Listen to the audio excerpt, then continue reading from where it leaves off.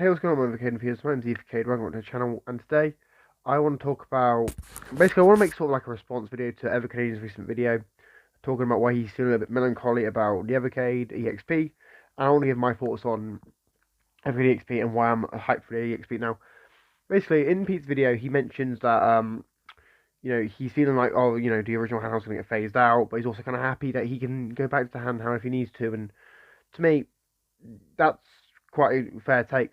But let me explain why the EXP is kind of needed. The EXP was needed because the original handheld that I have right in front of me doesn't have Wi-Fi. It doesn't have the built-in capabilities to update the firmwares by itself. It also, doesn't have Tate mode, which is kind of a huge thing, which was going to be quite useful for Link's games. But yeah, there's just little things. So why am I happy for the EXP now? The EXP is what I always thought Evercade was going to be. This great system, so to play all these different games from all these different systems. Plus, has special features like Tate mode. It's gonna have obviously better screen. There's shoulder triggers, so it's easy to play PlayStation 1 games. It'll have Wi-Fi built in, so you can update the firmware. Plus, it'll come with all those built-in Capcom games. So, to me, the EXP is a no-brainer to get, especially as an Evercade collector and Evercade fan. Now, to me, the EXP is obviously also needed because of its charging capabilities. Now, people with charging capabilities, for those of you who don't know, in Europe, there's a new law that says that by 2024, I believe, all most devices need to use, at least mobile devices need to use a USB-C, which is what most smartphones nowadays use. Obviously, if you have an iPhone, it's not that, it's Lightning cable, but most Android phones use a USB-C now. And why that's relevant is because, well, we kind of need to get that because those USB-Cs, which the current handheld uses, is being phased out. It's not as easy to come by now. So a USB-C is kind of needed for the Evercade EXP, and it's easier to come by, it's easier to find. So it makes logical sense to put that feature in.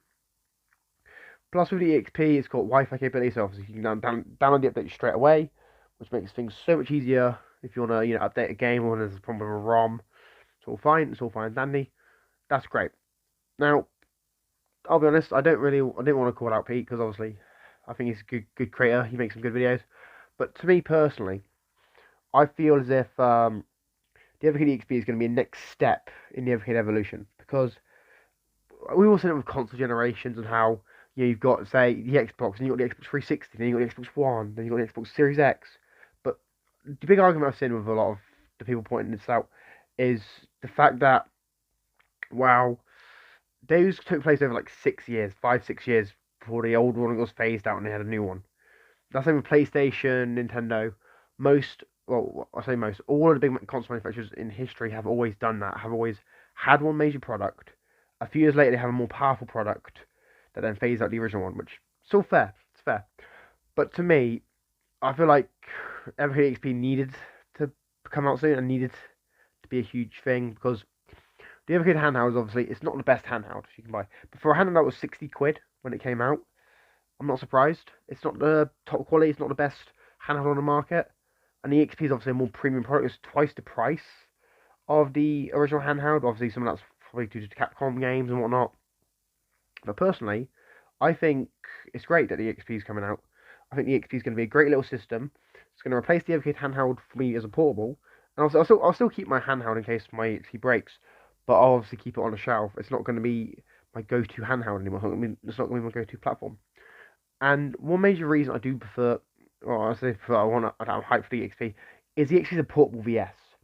So, for those who don't know, the Evercade VS is more powerful than the Evercade handheld. That's just a given because it's a home console, it's got a more powerful processor, more RAM, whatever.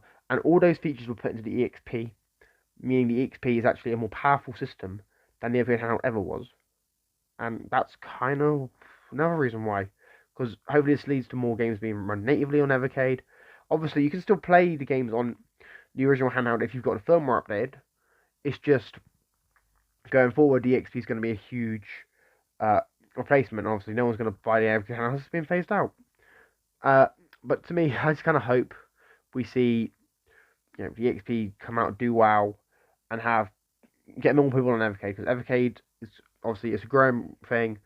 I personally love talking about it. There's loads of people that love talking about it on social media, and to me, obviously, I want to keep making videos about Evercade. So hopefully, Evercade keep growing as a platform. More games will come. More people will talk about it. It'll be a fun time. Anyway, guys, let me know your thoughts in the comments down below. What are you hyped for the Evercade EXP? Are you feeling a little melancholy about the EXP? Let me know in the comments below. In the description, I'll leave a link to Evercanadian's video. If you want to check it out, hear his thoughts and his opinion on why he's feeling melancholy. You know, this isn't me trying to start any drama. It's just me trying to make a point. Thank you all for watching. Make sure you like, share, subscribe, and I'll see you next episode. Peace.